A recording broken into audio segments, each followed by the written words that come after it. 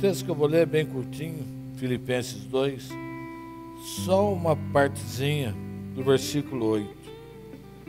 Fala assim: sendo obediente. Sendo obediente. Amém? E depois de alguns dias, ainda estou com a minha gripezinha aqui ainda andando. Vou falar devagarzinho hoje, tranquilo, para não começar a tossir, né? Que nem aconteceu no dia do aniversário do Kiko. Deu uma crise de tosse, não conseguia nem falar. Mas nós vamos dar sequência à nossa série de ministrações sobre liderança.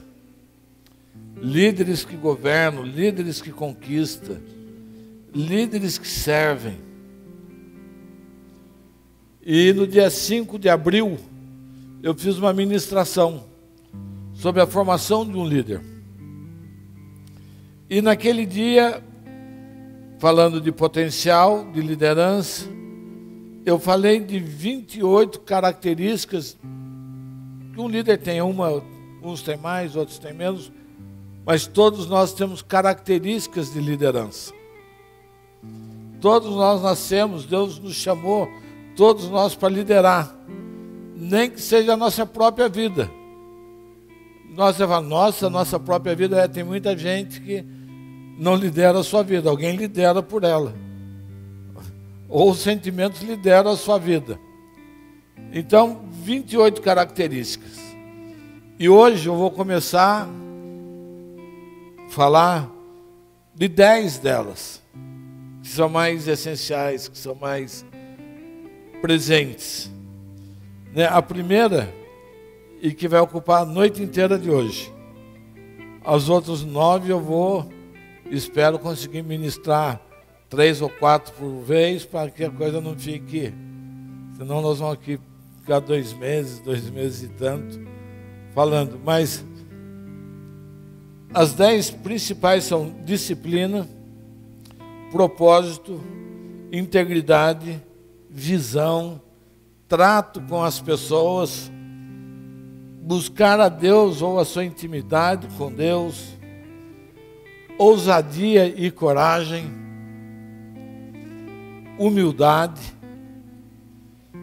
decisão, fidelidade e lealdade. E podemos dizer que essas 10 qualidades são as características essenciais de um líder. Quem quer liderar, quem tem projeto, quem tem chamado de Deus.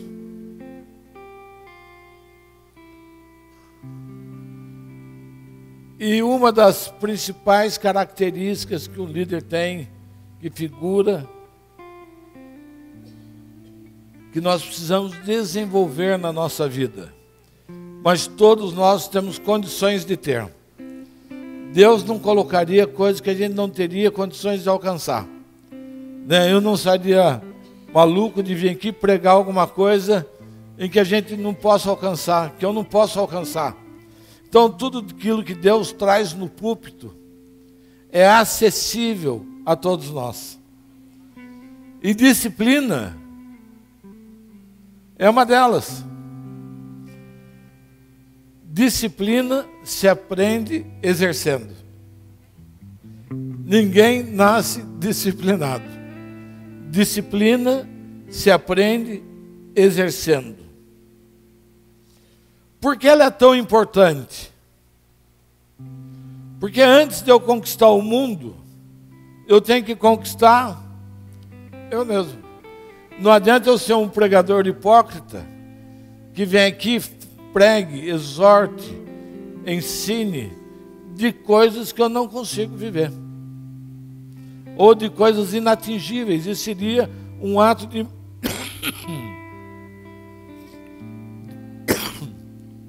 Se eu falhar muito, eu peço para a Lu continua aqui.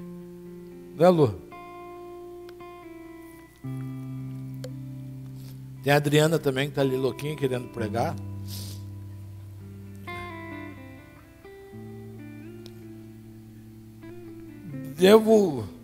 Disciplina quer dizer domínio, controle sobre eu mesmo.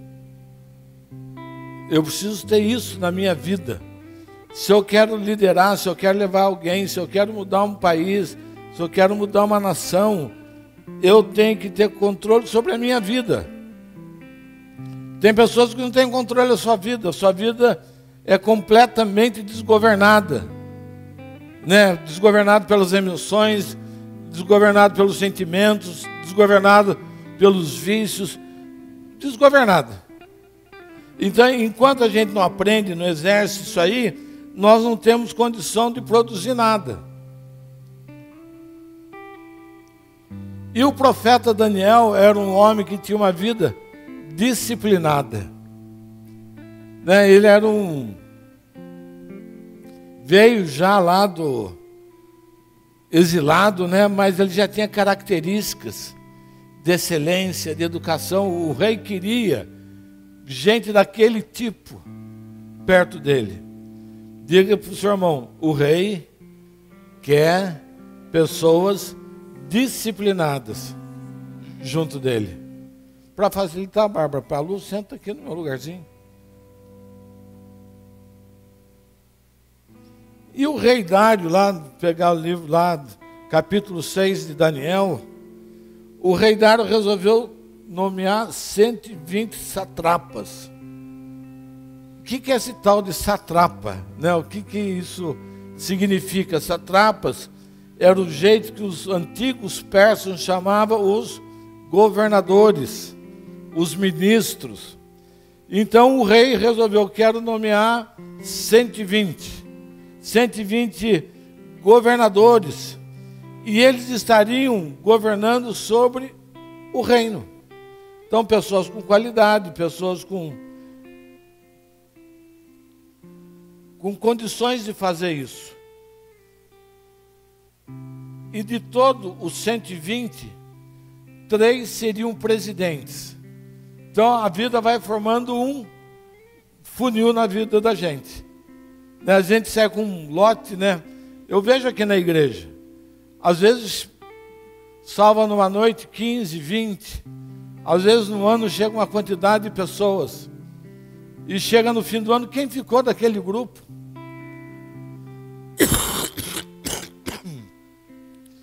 Quem perseverou? Então eu aprendi com Deus a fazer festa para um. Se essa noite, essa ministração servir para alguém, se for um, eu já saio daqui realizado. Se chegar em mais pessoas, porque eu aprendi que no reino as coisas funcionam desse jeito, né? Muitos são chamados e poucos os escolhidos. Então o reino de Deus não é um vai quem quer. O reino de Deus é para quem ouve o chamado, coloca em prática, põe a sua vida para caminhar naquela direção, e aí sim. Então o rei daqueles 123 seriam escolhidos. E Daniel foi um dos 3 escolhidos. Então era 120, ficou 3. E o pior de tudo, desses 3, um seria colocado sobre todo o reino. Quem foi o escolhido? Alguém dá um chute para eu estar falando dele? Você acha que foi o João Manuel? Você acha que foi o Pedro Antônio? Você acha que foi o Donald Trump? Quem que você acha que foi entre os 3 que o rei escolheu para ser o homem de confiança? Daniel, né? Daniel, ele foi escolhido para estar sobre todo o reino, porque havia em Daniel um espírito excelente. O que é um espírito excelente? É um espírito mentiroso? É um espírito manipulador? É um espírito que fala as coisas pela metade? Não, um espírito de excelência, alguém comprometido com a verdade, disciplinado para a sua vida, sabendo a hora de entrar, a hora de sair, a posição que tem que estar na vida.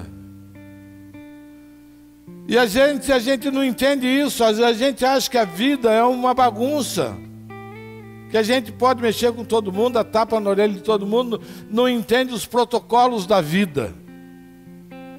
E Daniel foi escolhido, só tinha um detalhe. Daniel não fazia parte do povo persa. Daniel veio exilado de Jerusalém para lá. E daí você veja, um forasteiro. Alguém que chegou de uma outra nação para governar. O Brasil, como eu gostaria de fazer isso? Quem não gostaria de ver a Angela Merkel governando o Brasil? Não seria muito bom? Ou o Macron da França, ou o Donald Trump, que é tão controvertido, mas na verdade ele está... O Donald Trump é um homem usado por Deus para esse tempo. Diga amém. Sabe que é a gente que está aqui na América Latina, quem faz a nossa cabeça é a CNN, que é uma imprensa de esquerda. Então eles mandam as notícias que interessam para eles, falam contra aquilo que está acontecendo. Mas se você for perguntar para o americano hoje como é que está a sua vida aí nos Estados Unidos, você prefere o Obama ou o Donald Trump? Se você vê o número de empregos, aquilo que ele está fazendo, desafiando o Irã agora, porque ele está acostumado a enfrentar pessoas que só blefam. Então ele tem trucado, mas ele truca com espadilha, com manilha na mão, e o pessoal afina. O Irã vai afinar. A Coreia do Norte afinou para ele, falou: você vai guerrear, então nós vamos guerrear. Você vai jogar bomba, eu vou jogar bomba. Não sei, você vai ver quem tem mais bomba.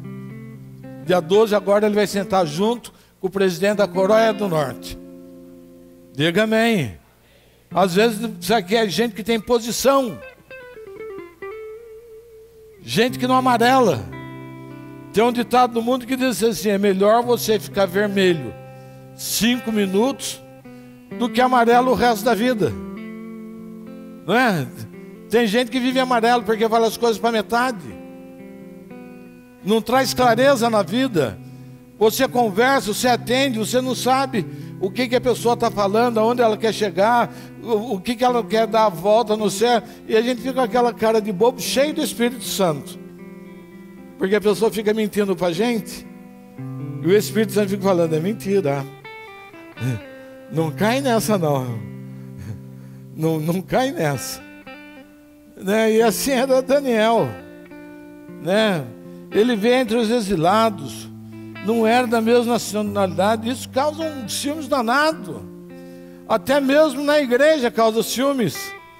Às vezes eu, ministro de fora, começo a se envolver, começo a gostar da casa, e trabalha aqui, trabalha lá, e daqui a pouco está andando junto com o apóstolo, né? O pessoal está vendo, deve ser o maior dizimista da casa, deve estar dando presente para o apóstolo, olha lá, mal chegou, e já está aí envolvido em tudo, né? Isso acontece muito, não nessa casa, mas em outras casas por aí, né?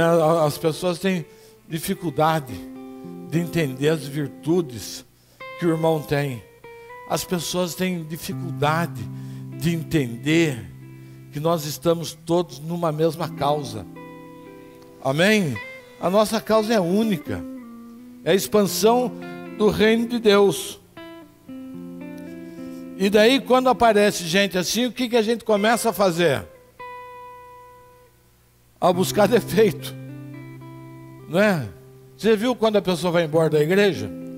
Quando ela chega, eu sou um anjo, e quando a pessoa vai embora, eu sou um capeta. Eu passo por essa metamorfose durante o tempo que a pessoa está aqui.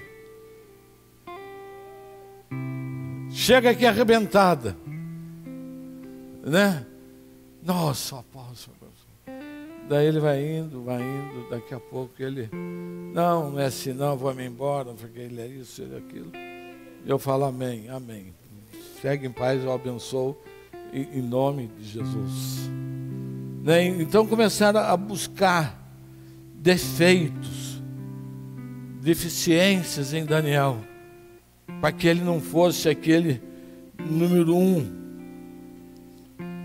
E o pior de tudo é que não achavam nada, porque ele era fiel.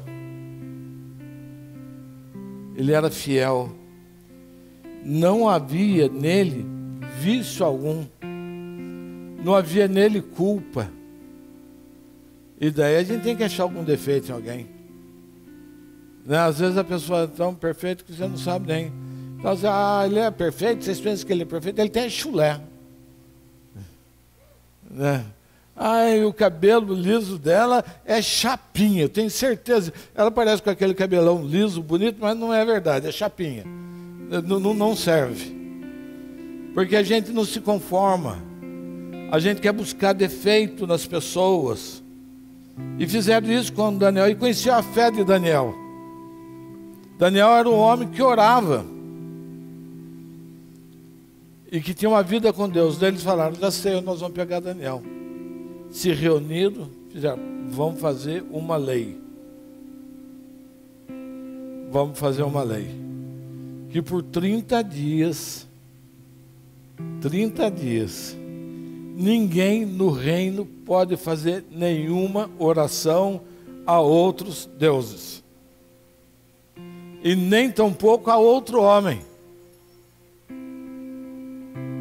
E vamos falar com o rei. E rei, e se fizer isso, o senhor joga na cova dos leões. Eu vou falar uma coisa para vocês, puxa-saco sempre agrada a gente. Rei, olha, pensando no Senhor, não é em outra pessoa, é pensando no Senhor que nós resolvemos fazer essa lei. Resolvemos proteger o Senhor. Resolvemos um problema do Senhor. Quem orar a outros deuses, ou pedir a outro homem, vai ser jogado nos leões. E o rei pensou que era a favor dele. Mas na verdade eles estavam tramando contra a vida de Daniel. Eles estavam preparando um meio. Como condenar uma pessoa. Como destruir uma pessoa. Tudo isso era uma armação para destruir Daniel. Nós vamos destruir esse cara. E daí lá no capítulo 6, verso 10, diz assim: quando Daniel soube do decreto que tinha sido publicado, foi para a sua casa, para o seu quarto, no andar de cima. Olha quantas coisas para você chegar em Daniel. Para a sua casa, no seu quarto, no andar de cima, onde as janelas davam para Jerusalém. E daí entra a disciplina de Daniel. 3 vezes ao dia, ele se ajoelhava e orava, agradecendo a Deus, como costumava fazer todos os dias. Daniel era disciplinado, né?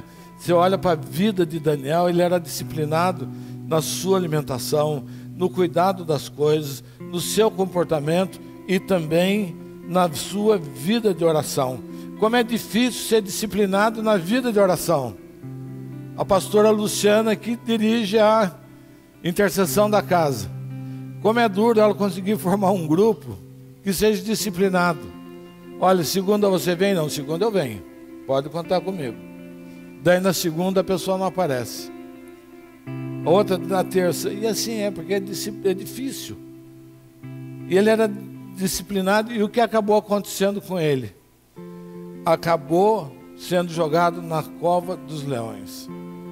Mas quando você anda em sinceridade com Deus, podem preparar e fazer a armação que quiserem contra a sua vida, porque Deus sempre tem a vitória assegurada para você. Naquele dia que jogaram Daniel na cova, os leões estavam sem fome. Acho que tomou subtramina, né? Não quiseram, o Daniel ficou jogado lá. O Daniel se sentiu a pior pessoa do mundo.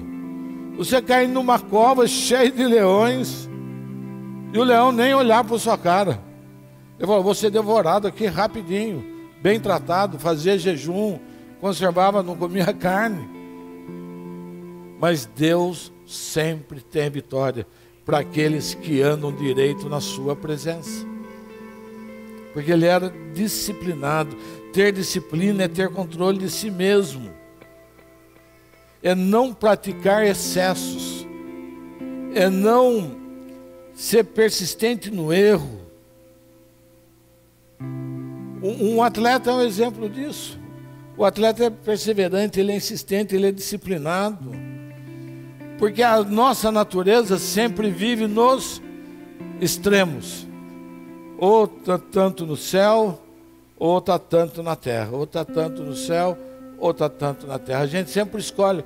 O grande problema do Facebook, de comunicação, que o Facebook ele é usado por extremistas. Tanto de um lado como do outro. Isso é a dificuldade. É uma tendência nossa. É nossa natureza. Ou é radical ou é permissivo. Nós não nos importamos com as consequências daquilo que a gente faz, dos nossos atos. Isso é consequência do pecado. Tem pai que não mede a consequência de largar um filho. A gente vê muito isso, a gente vê a dificuldade nos lares. Uma mãe que abandona. Um patrão que manda embora um funcionário e não olha para as condições. Tudo isso é natural, é resultado do pecado. E a vontade de Deus para as nossas vidas é que nós tenhamos uma vida equilibrada. Amém? Repita comigo: vida equilibrada. Vida equilibrada. Um líder disciplinado não se deixa levar por paixões. Um líder disciplinado, ele não se deixa levar pela carne. Ele tem equilíbrio de decisão. Ele está centrado em Deus. Um líder disciplinado é uma pessoa que tem domínio, controle, não é escravo de vício. Quem aqui já foi escravo de vício? Tantas pessoas já foram escravos. A vida amarrada, amargurada. Padrões de condutas equivocadas. Quantas pessoas têm padrão de vida equivocado? Isso é para não chamar de mentiroso. Isso é para não chamar de falso. Isso é para não chamar de outras coisas. Então a gente fala assim: conduta de vida equivocada. Fica simpático, né? Ninguém se ofende, né? Quando as pessoas... Isso é tão sério e traz tantas influências negativas na nossa vida, que destrói a nossa vida, que destrói o nosso propósito, que destrói as nossas possibilidades de vitória, quando a gente não consegue ter uma vida de equilíbrio. E tem excessos que é para mais e para menos. Tem pessoas que são mega tudo, e tem pessoas que é menos tudo. Não consegue ter equilíbrio, não consegue caminhar nessas coisas. A compulsão para mais, sem controle para comer, sem controle para beber, sem controle para gastar, e outras coisas mais que as pessoas não têm. E é interessante que as pessoas às vezes brigam com a igreja. Elas não experimentaram uma conversão genuína na sua vida. A pessoa briga com a igreja, no dia seguinte ela está com o caneco de chopps bebendo, ou está com o cigarrinho na mão, ou está indo para o filme, para a pornografia. Aquilo que viveu aqui, aquilo que recebeu de Deus aqui, não serve para nada mais. Joga tudo fora. Joga tudo no lixo. E compulsivo para menos. Pessoas egoístas. Pessoas sovinas. Você conhece alguém que é sovina? Pessoas infiéis. Tem gente que faz questão de 5 centavos. Tem gente que dá o dízimo R$100,27. Não arredonda para 101. sai fora do meu orçamento, não consegue abençoar um filho, não consegue atender um desejo de uma esposa, não consegue proporcionar um passeio, não consegue proporcionar um auxiliar na sua casa. Sabe por quê? Porque é apaixonado pelo dinheiro, tem compulsão negativa. Nem sei se existe compulsão negativa, mas vou dar esse nome, pronto. Está dado, a partir de hoje, após ele diz, compulsão negativa. As pessoas com compulsão negativa, tem a vida desse jeito, não tem controle. E qual que é o ideal? Gastar muito? Não. Gastar pouco? Não. Ter uma vida equilibrada, dentro do seu orçamento, abençoando os filhos, abençoando a esposa, abençoando a casa, abençoando o seu ambiente de trabalho, abençoando seus funcionários, reconhecendo o valor que os funcionários têm na sua vida, na sua empresa.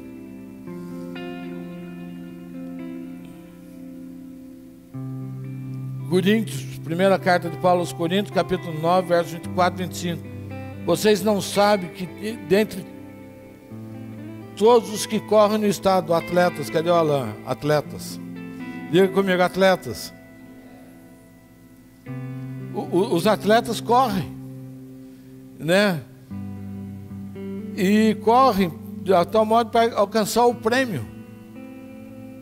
Maratonista, 42 quilômetros, corre para quê? Para ganhar um prêmio. Subir no pódio, cansado, suado, morrendo. O que você ganhou? Subir no pódio. Eu subo no pódio a hora que eu quiser. Junto uma cadeira é o meu pódio, pronto. Já. Eu não vou correr tudo isso aí, né, Jefão? Ou aqueles Ironman, né? O que o Ironman faz? Ele corre... Oi? Não, ele corre, nada e anda de bicicleta. Não, as medidas. Corre 42 quilômetros de bicicleta, correndo, anda 20 quilômetros, nada costa, borboleta, tudo. Acabou que está morto, chegou na frente, e daí?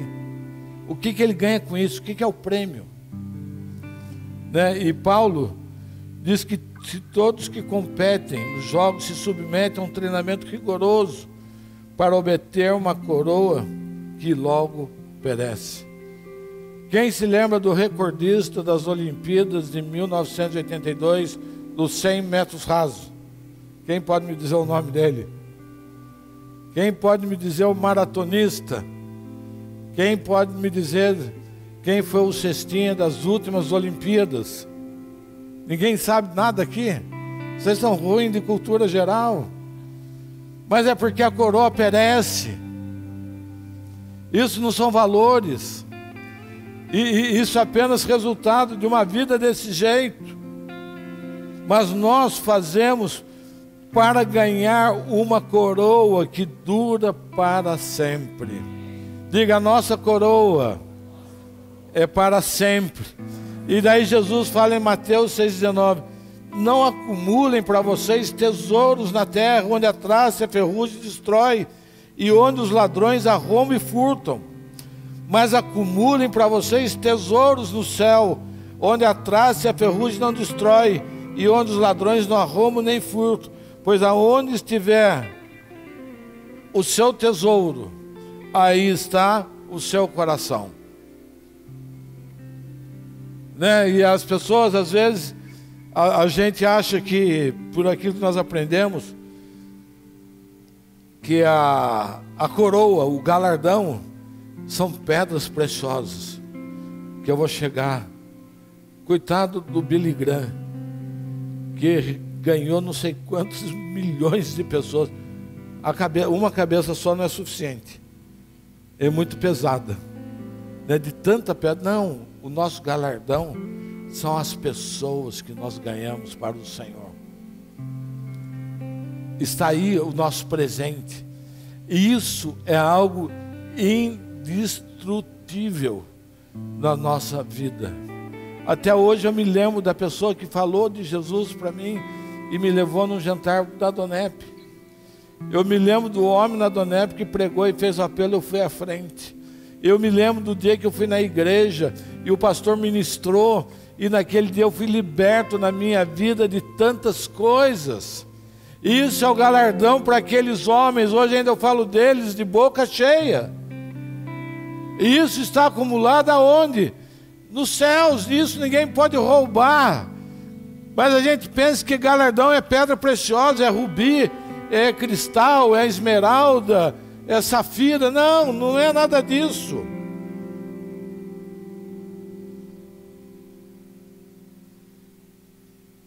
E a gente não aprende a viver. A gente fica apenas correndo atrás disso. Voltando para a disciplina, um sinônimo da palavra disciplina é domínio próprio. Domínio próprio. Isso é uma disciplina. Quem tem disciplina tem domínio próprio, que é um fruto do Espírito. É ter controle de si em todos os aspectos. É uma vida equilibrada. O que te tira do sério? O que faz você descer da cruz? Quando você tem disciplina, você tem domínio próprio.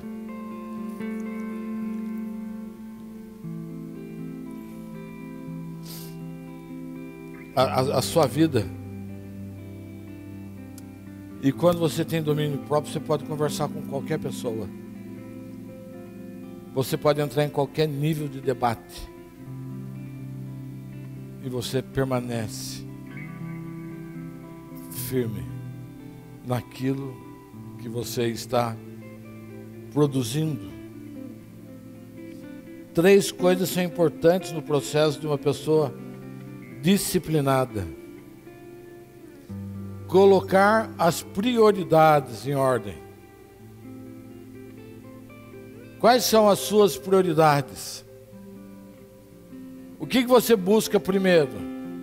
O que é importante na sua vida?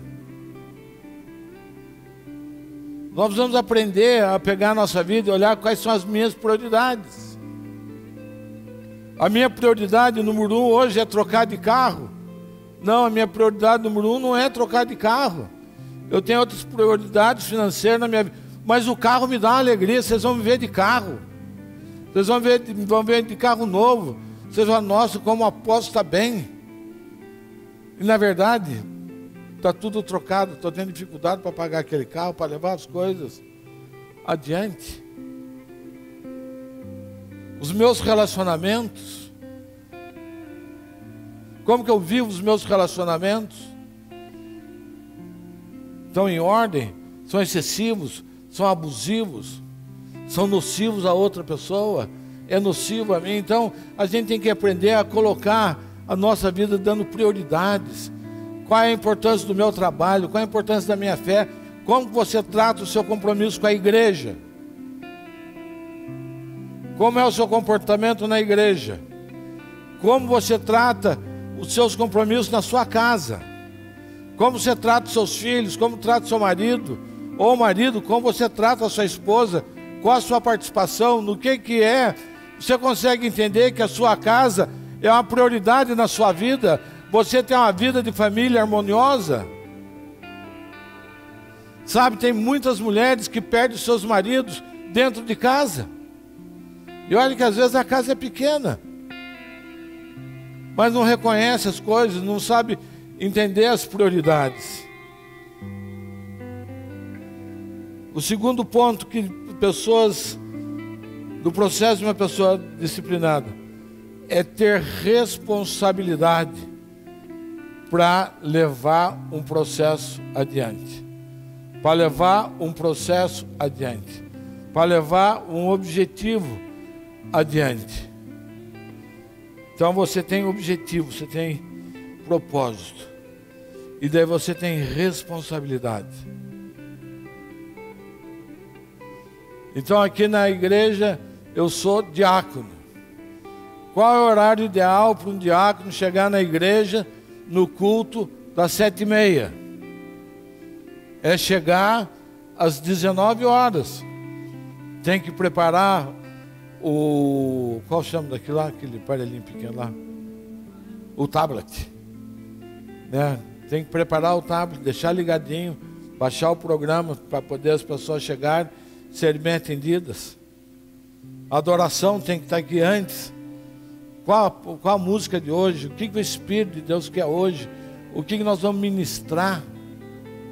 A gente precisa entender isso. O que meu patrão espera de mim? O que ele quer que eu faça? Qual é a minha tarefa que eu tenho que apresentar para ele pronta? O que eu posso me antecipar? Então isso é ter responsabilidade para levar. Quer ser promovido? Briga na empresa porque não é promovido e não faz o que tem que fazer. Não é disciplinado. A mesa está sempre entulhada. Sempre tem uma boa desculpa. Está sempre faltando. Daí isso não tem disciplina. E o mais terrível desses 3 passos. Fala, eu vou ficar arrepiado agora. É a obediência. Essa palavra arrepia, não arrepia? Nossa, isso aqui... Obediência é uma palavra que assusta muitos. Não é?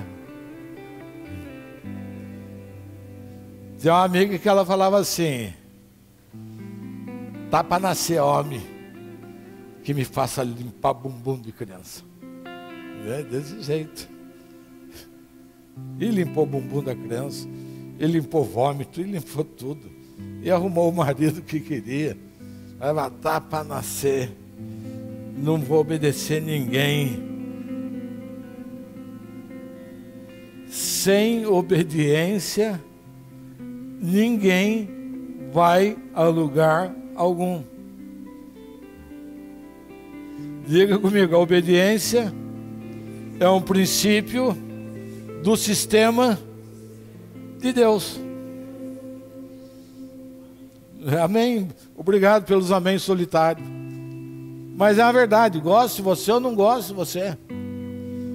Todos nós vivemos debaixo de obediência. Não tem jeito. Não tem jeito de você viver fora de um padrão desse. Não tem jeito. Por isso nós somos um povo apostólico. O que é apostólico? O que quer dizer a palavra apostólico? É enviado. E quem envia? Quem envia? Hã? Não, quem envia é Deus. Através de quem?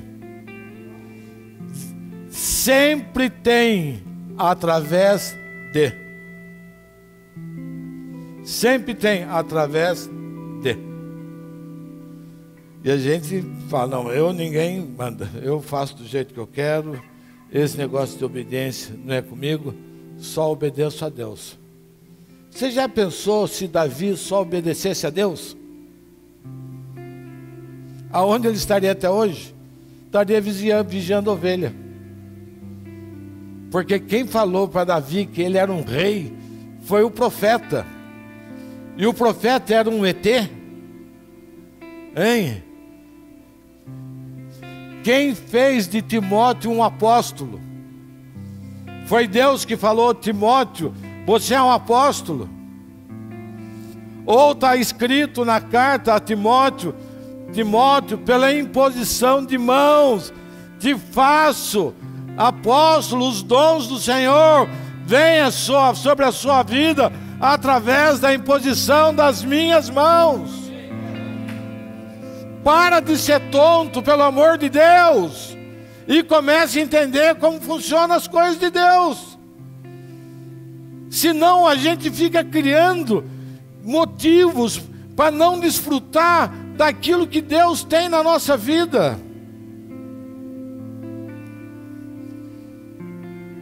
O pai do Roberto, seu Roberto, ele chegou na igreja, chegou aqui como um presbítero, porque na igreja onde ele estava não tinha profeta. E daí a gente vai observando a vida dele, os dons dele, o ministério dele, e ele é um profeta. Nós estamos esperando o dia exato para a gente falar: Roberto, você não é presbítero, presbítero é ancião, você é um profeta de Deus. É Deus que veio falar, é Deus quem reconhece. Deus fala comigo, eu falo com Ele, e Deus deve ter falado com ele. Ele poderia ser autossuficiente? Não. Ou é desse jeito? Não, nós estamos debaixo de um sistema de Deus, de uma ordem de Deus. Nós somos enviados. Acho que é 2 Crônicas 10, 20 ou 20, 10, ajuda aí, Lu. Ele fala: crede em Deus e obedecei aos profetas. E o que acontece na sua vida? E o que acontece na sua vida? Deus falou aqui nesses dias através do profeta Amaro. Lu, acha aí para mim. Oi? 2 Crônicas 20, 20. Aí, tá vendo? O Maurílio, não é segunda. O Maurílio é a nossa Bíblia ambulante. Mas não é. Não, é 2 Crônicas. Quem falou que é a primeira? Eu falei para vocês, é segunda. Vocês ficam me confundindo. Crede no Senhor vosso Deus, e estareis seguros. Crede nos seus profetas e prosperareis. Ele poderia falar: crede em mim, estáis seguros e vos prosperareis. Não, ele usa alguém, ele tem um instrumento, o homem tem uma função na terra. E a gente quer brigar, a gente quer ser único. Não, comigo só Deus. Não é verdade. Não é verdade. Nós precisamos aprender, nós precisamos ter humildade de entender isso. A igreja funciona desse jeito. Como que junta os 5 ministérios: apóstolo, profeta, mestre, evangelista e pastor, para transformar você na estatura de um varão perfeito? E você acha que isso não é debaixo de uma disciplina? E você acha que isso não é esfregando você, que não é lixando você, não é aparando as arestas, não é corrigindo, confrontando, ajustando a sua vida? Então nós precisamos aprender isso na nossa vida. Nós precisamos entender o papel da igreja. Eu preciso entender o papel do irmão na minha vida. A pastora Luciana fala comigo todos os dias: apóstolo, Deus falou isso hoje. Olha, a intercessão vai nessa linha. Ô Lu, foi mais isso. Profeta Camila, olha, Deus está falando, está ministrando isso. Não, Camila, Deus não falou comigo, eu não vou te ouvir. Não, não é desse jeito que funciona o reino. Sabe por quê? Mesmo porque nós não queremos estar acima de ninguém. A liderança do reino é uma liderança que serve. Eu estou aqui para servir a sua vida. Na escala de prioridades da minha vida, eu tenho que ouvir a Deus. Eu tenho que servir a Deus. E porque eu sirvo a Deus, eu sirvo aos homens. E daí forma uma aliança, porque de mim quem cuida é Deus. Então começo com Ele e termino nele. Mas o nosso orgulho, a nossa vaidade, a nossa arrogância, a nossa prepotência não permite. Tem esposa que não consegue ser submissa ao marido. Não consegue. Não, você não casei com você para dar ordem. Não casou para dar ordem mesmo. Você casou para servir a sua esposa. Mas a esposa tem que ouvir o seu marido.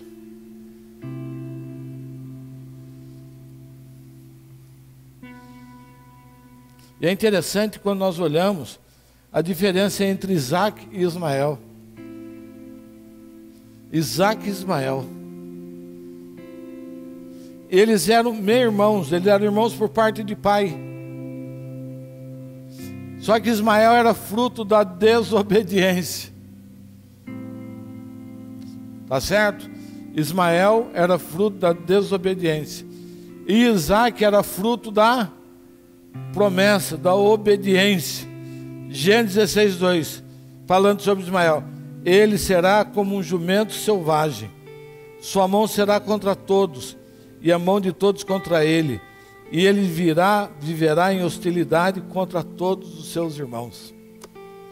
A desobediência produz isso. Irmão, filho do mesmo pai, um filho da desobediência, e o outro, Isaac, uma vida disciplinada com o pai, a ponto de ir ao sacrifício da oferta. E Isaac, quando foi ofertado, quando colocaram o feixe de lenha, ele já tinha entre 32 e 33 anos. Ele é um tipo de Cristo que subiu o Calvário. Filho, vamos lá, hoje eu vou fazer um sacrifício. Você leva aí a lenha, leva. Vou amarrar você, leva. E você acha que Isaac não percebeu? Gozado. Estou vendo a lenha. Estou aqui tudo direitinho. Cadê o cordeiro? Você acha que Isaac não sabia? E Deus providencia o cordeiro.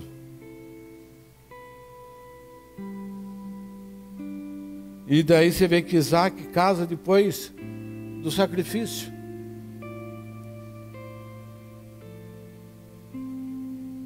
E ele se casa com a mulher que o pai mandou escolher. Ele se casa com a mulher que o pai mandou escolher. Porque o pai sabia do propósito que estava em Isaac. Isaac sabia que o pai sabia do propósito que estava sobre ele, que era uma descendência tão numerosa, que era de Abraão, chegava em Isaac. Se Isaac não faz isso, estragava tudo. Então ele obedece e ele desfruta. Quando você obedece, quando você é disciplinado, quando você desfruta. Disciplina é ter controle na sua mente, nos seus pensamentos, nas suas emoções, nos seus sentimentos. Qual é a maior dificuldade, às vezes, das moças, dos meninos, nessa idade do casamento? É entender o que Deus tem para ele. Não tem o sentimento, não tem as emoções, então quer fechar qualquer negócio, quer embarcar em canoa furada. Não escuta, não percebe, não consegue caminhar nisso. Disciplina física, você vê um exemplo de disciplina física sou eu. Qual o custo disso? Outro dia eu fui no médico. Outro dia, o ano passado, em São Paulo. E o médico falou: está tudo bem, tudo no meu índice aqui. Você está abaixo de 26%. Eu tenho uma notícia para te dar. Se você não mudar, em 10 anos você vai ter, não é que você pode ter, você vai ter ou um AVC, ou um infarte, ou qualquer outra coisa. Ué, fruto do quê? Não obedecer a Bárbara. Mas quer que eu coma chia? O que mais você quer que eu coma? Oi? Coco seco. Não tem gosto de nada. É igual mastigar um pedaço de isopor. Os gordinhos tudo morrem de rir, né? Mas é verdade isso. A gente tem que ter disciplina física, não ser escravo disso. Né? Porque se você não tem controle disso, você se torna escravo disso. Isso rouba tudo na sua vida.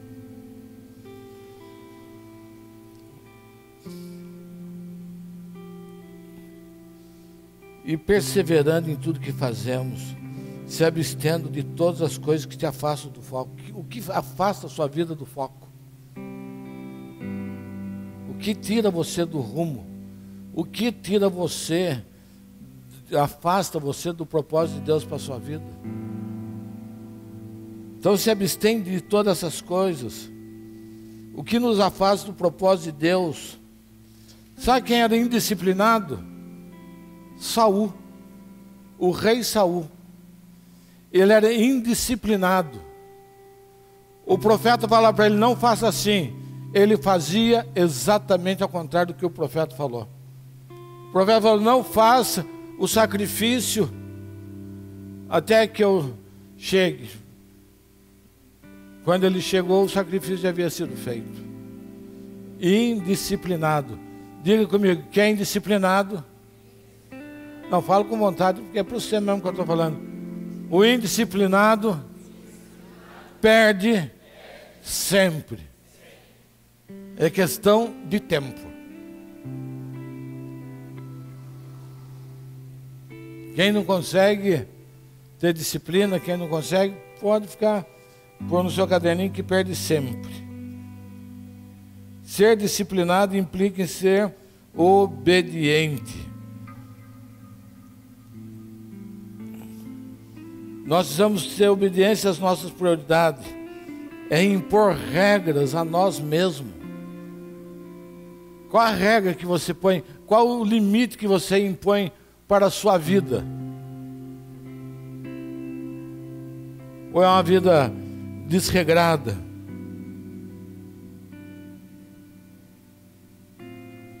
Quais são as suas regras?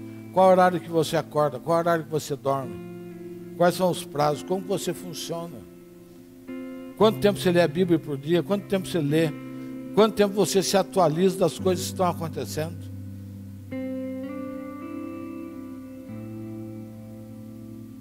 E como é difícil para o ser humano para darmos grandes saltos na vida. Só damos grandes saltos na vida se nós tivermos disciplina.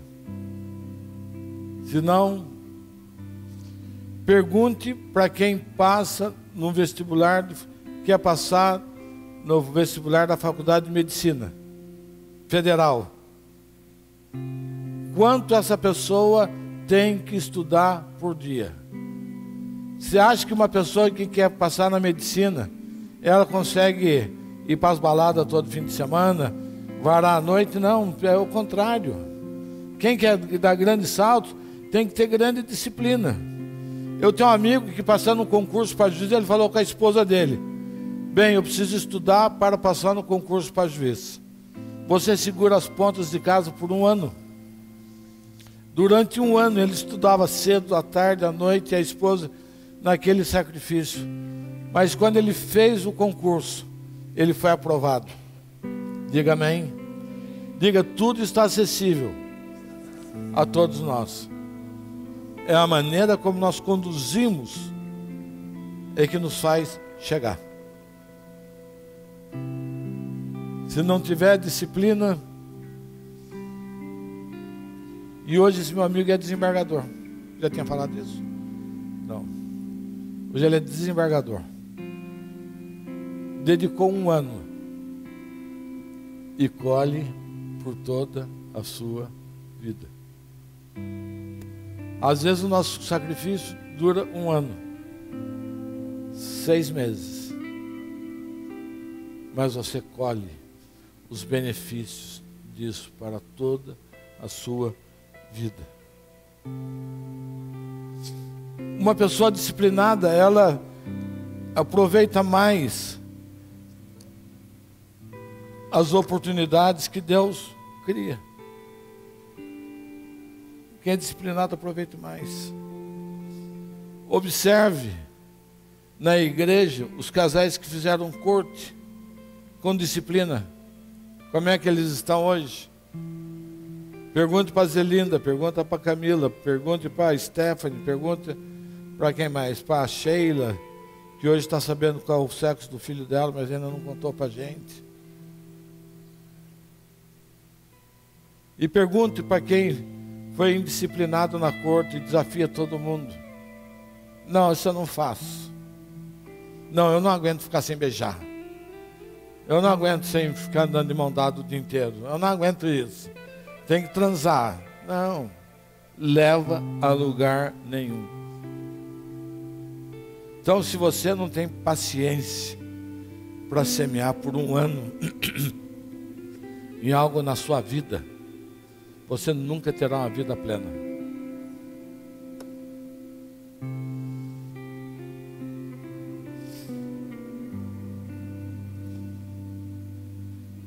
Os excessos das nossas vidas se convertem num peso que nos impede de correr ou viver o chamado que nós temos para a liberdade.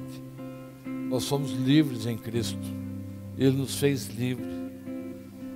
Excesso de comida, sexo, amor ao dinheiro, dormir demais, beber, entre tantas coisas, são grandes pesos quando nós não temos controle sobre eles.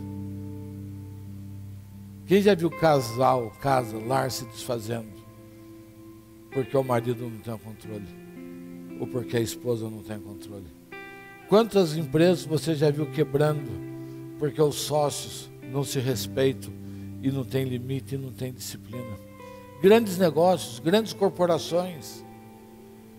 Esses dias eu vi uma grande empresa, foi o Uber, que se envolveu num escândalo sexual, perdeu o valor da bolsa, vendeu, acaba com tudo, porque não tem disciplina, não tem organização de vida.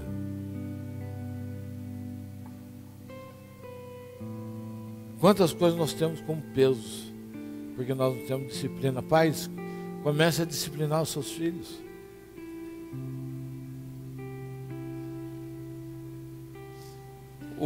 A Lu ensina os filhos dela lá no condomínio, a Mari principalmente, a não entrar na casa de ninguém, não é isso?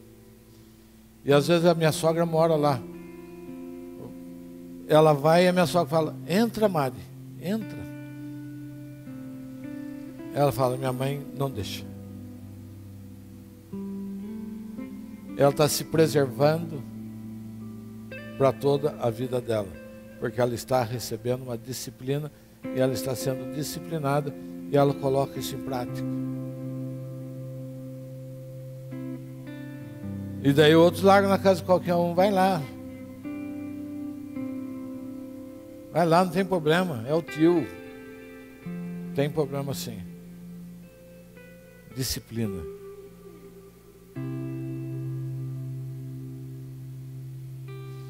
E é de fundamental importância que, por meio da disciplina e ajuda do Espírito Santo,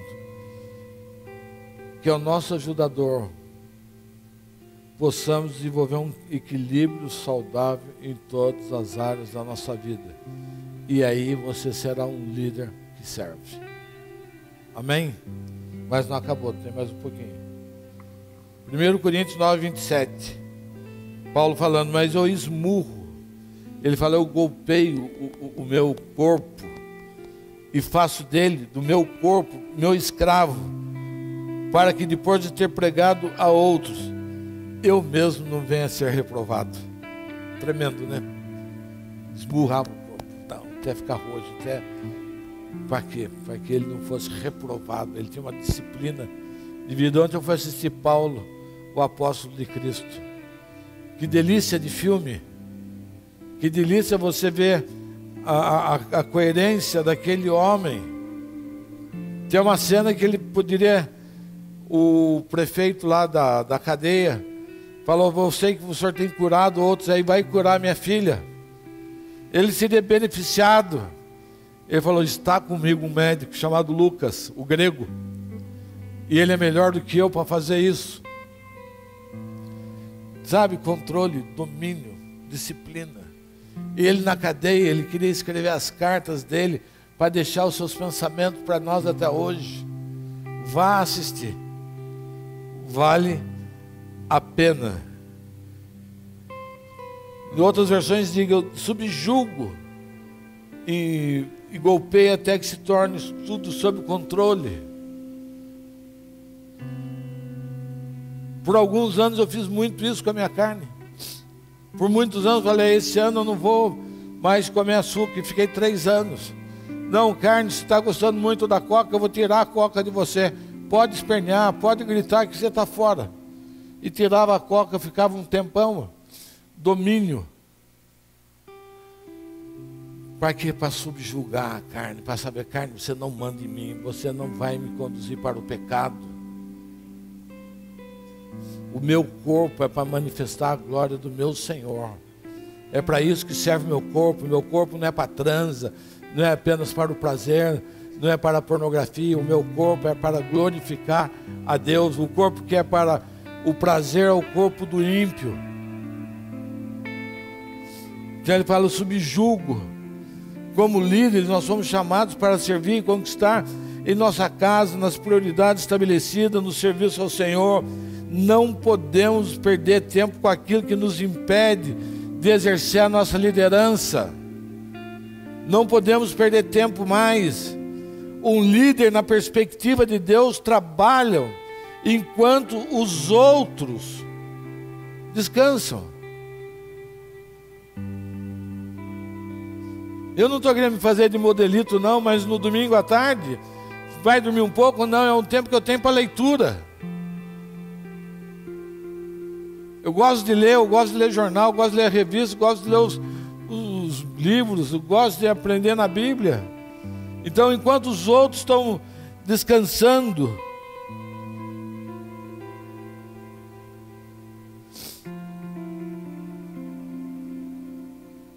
gasto mal o tempo.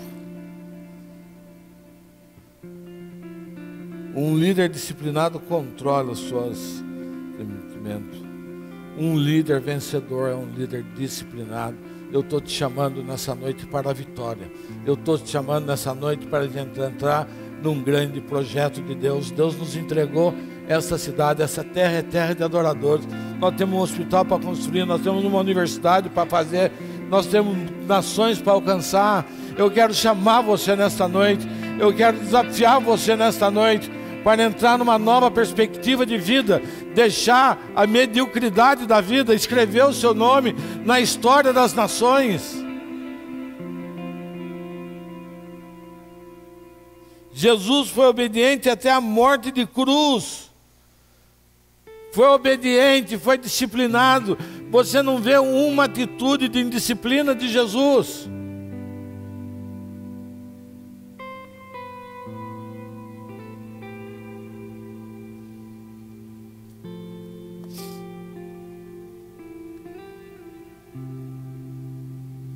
Se nós entendemos essa matéria dessa noite, essa palavra, que é fruto de um estudo, tenho pesquisado bastante num livro, de alguém que escreve realmente a liderança na perspectiva do serviço. Obediente. Quando você é obediente, a sua vida fica mais fácil. Quando você é obediente, a vida das pessoas que estão com você é mais fácil. Quando um filho é obediente, a vida dos seus pais se torna mais fácil. Quando um filho é obediente, quando uma esposa sabe do seu papel, a vida daquele lar é mais fácil. Quando o marido sabe o seu papel para a sua esposa e não tem vergonha de ser aquilo que Deus chamou para ser, a vida fica mais fácil. Deus não deixou normas, Deus não deixou graça para dificultar a nossa vida. Deus deixou a sua palavra para facilitar a nossa vida. Deus deixou a sua palavra, nós somos criados para vencer. Agora, o vencer depende das minhas atitudes, das minhas decisões, de como eu trato as coisas, de como eu levo as coisas, da maneira que eu respeito as pessoas, da maneira com que eu pego as coisas de Deus e transformo em verdade na minha vida.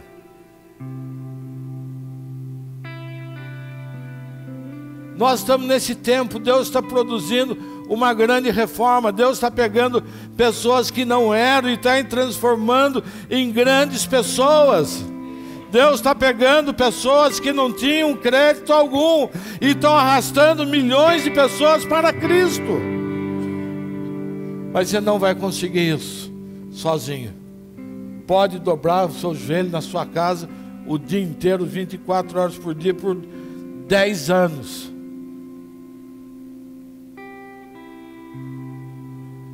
Porque você manifesta o Cristo ressuscitado. É para as pessoas.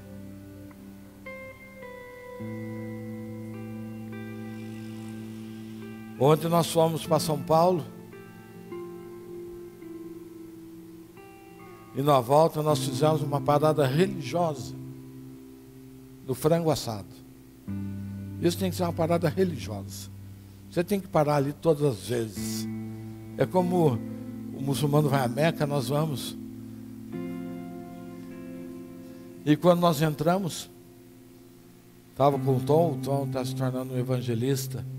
Ele assumiu aquele manto de evangelismo que o Tom Sampaio liberou sobre essa casa. E onde ele vai passando, ele vai ganhando gente. E eu abri o caminho para ele ontem. E eu perguntei para a moça que estava entregando a comanda: você é feliz? E o Tom já veio atrás da minha conversa. E já falou para ela da oração da legalidade. Já carimbou o passaporte dela. Já deu um CDzinho para ela. E aquela moça teve uma crise de choro. E ela mandou chamar a gerente dela. E hoje ela falou com o Tom de novo, chorando daquilo que Deus fez na vida dela. Diga amém. Então isso está sobre nós. Quem deu ouvido para o Tom Sampaio? Quem prossegue?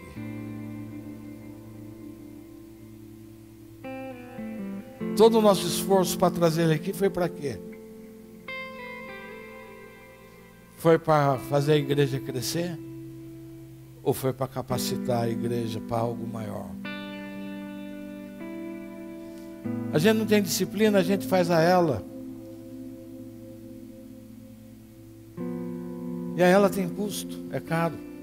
Não é porque eles cobram, porque tem passagem aérea, tem hotel, tem alimentação. Não. Ele está trazendo mais um pregador com ele, mais um segundo, mais todas essas coisas. E quantas pessoas resistem até o último dia para se inscrever? Daí nós temos que mandar fazer material. Daí quanto eu mando fazer de material? 100. Daí chega aqui no dia, tem 100 kits para quem se inscreveu. Daí você não tem, porque você se inscreveu na hora. Está vendo? A igreja tem os prediletos. A igreja tem a panela. O que custa você fazer a sua inscrição? Mesmo que você não pague na hora. Mas você nos dá, nos ajuda. Mas é preferível resistir até a última hora. Nós estamos trazendo ele aqui para quê? Nós trouxemos o profeta Amaro aqui para quê? Para a minha vida? Foi? Eu trouxe o Amaro aqui por causa da minha vida? Ou eu podia ir de encontro ao Amaro? Amaro, onde você está hoje? Subo no carro, vou lá, recebo palavra profética. Não, Amaro, vem na minha casa. Eu quero que você abençoe os filhos dessa casa. Eu quero ver os filhos dessa casa transformados. Juan Balistreri, faz anos que eu estou falando para ele, vamos na minha casa. Vamos lá abençoar os nossos filhos. Cadê os meus filhos? Que não conseguem fazer uma inscrição. Resiste até a última hora. Vamos pressionar eles. Vamos fazer o apóstolo chegar lá pressionado. Vamos fazer o apóstolo passar vergonha. Né? Não vamos escrever. Daí chega aqui, falta aqui, tem assim mesmo. Mas não percebe que a vida inteira, com tudo é desse jeito. Com tudo é desse jeito, não tem disciplina. Não tem disciplina para estudar, deixa para estudar em cima da hora da prova, deixa para estudar em cima da hora do concurso, deixa para fazer tudo em cima da hora. Deus quer produzir na nossa vida algo diferente. Deus quer produzir uma transformação nas nossas vidas. Diga, isso é comigo. Pode até ser só para mim nessa noite. Talvez eu seja o único indisciplinado aqui. Falei, Senhor, não vou segurar essa bucha sozinho. Eu vou reunir a turma na igreja lá hoje e eu vou falar sobre isso. Serve tudo para mim. Amém. Obrigado por vocês terem me ajudado a dividir esse fardo. Sabe, a gente pode fazer a vida mais fácil, mais gostosa. Nós podemos vencer muito mais. Digo para o seu irmão, você foi chamado para vencer muito mais. Melhor você foi chamado só para vencer. Foi ser chamado só para ter vitória. Vamos ficar em pé.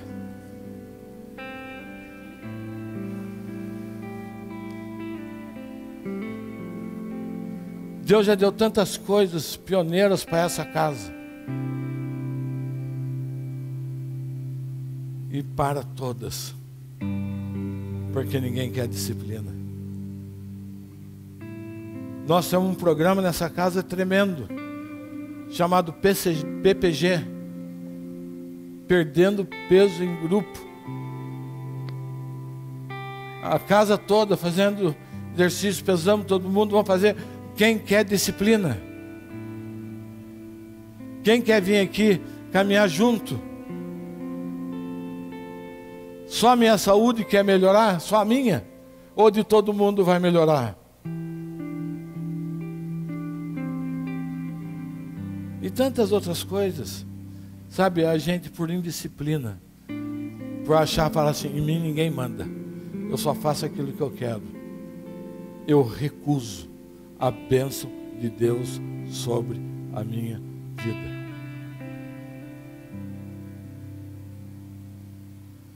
Quantas pessoas ouviram a minha palavra e obedeceram e estão avançando? A esposa do Lucas, a Flávia, vai fazer, fez o regional, já tinha feito, né? Flávia vai fazer a sua faculdade, vai fazer o seu serviço social. A Flávia está fazendo o serviço social. Amanhã vocês vão ver o culto dos formandos. Está ali a Letícia, filha do pastor Hugo. Estava fazendo outra faculdade, o senhor falou comigo. Não, você foi chamada para fazer direito. Direito? Eu nunca pensei nisso, mas Deus pensou por você. E ela está fazendo direito hoje. O outro filho dele veio falar. Apóstolo, o que o senhor acha? Que faculdade faço? Quais são as suas aptidões? Não, é a área de publicidade, de comunicação. Está se tornando um excelente profissional nessa casa. No primeiro ano fazendo faculdade de comunicação. E assim é. Quem obedece, quem ouve, quem troca ideia. Eu não quero mandar na sua vida. Digo para o seu irmão, o apóstolo não quer mandar na vida de ninguém. Eu não quero mandar na vida de ninguém. Eu tenho que cuidar da minha casa. Mas Deus me comissionou para isso. A doutora Luciana aqui está começando o mestrado dela. Diga amém.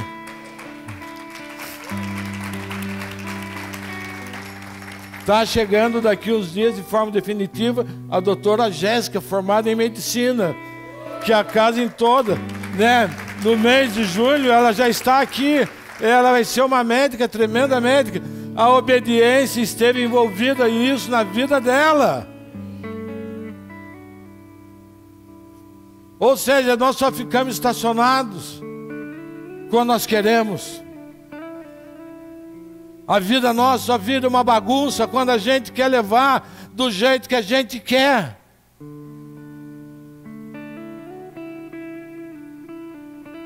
Chegou o tempo. Eu vou falar de mais nova liderança, mas não vou falar tudo assim. Foi só hoje que disciplina é o ponto fundamental para a gente caminhar para os outros 9 pontos. Amém?